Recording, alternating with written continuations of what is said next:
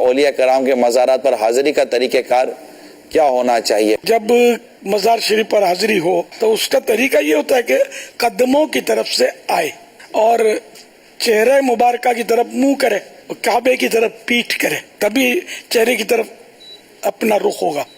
اور اب یہ کہ 4 ہاتھ کم و بیش دور رہے، یعنی 2 گز، اس طرح سلام عرض کرے کہ چیخ کر زور سے بھی نہیں، بالکل آہستہ آواز کی بھی ضرورت نہیں ہے، نہ درمیان آواز، جبکہ دوسروں کو یہ بھی مخل نہ، لوگ تلاوت کر رہے ہیں تو پھر اور آہستہ کر دیں وہاں پر۔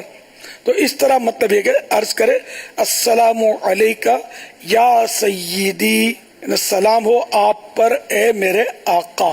اب ایصال ثواب کے لیے ہو سکے تو اول آخر 3 بار درود پاک اور 1 بار سورہ فاتحہ اور 11 مرتبہ قل هو اللہ شریف پڑھ کر ایصال ثواب کریں۔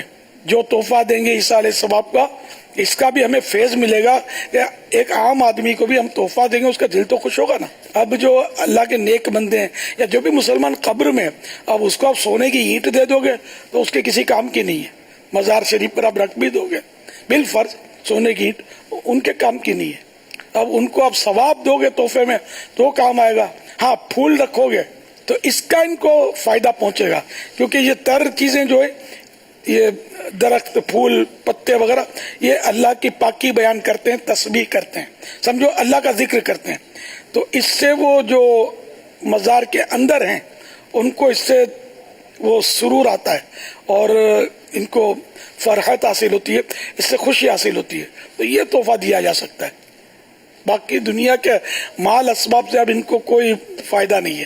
ہاں جو مال اسباب ہے اس سے فائدہ پہنچانا ہے، اس کا طریقہ ہے کہ ان کے ایصال ثواب کی نیت سے رائے خدا میں دے دیں۔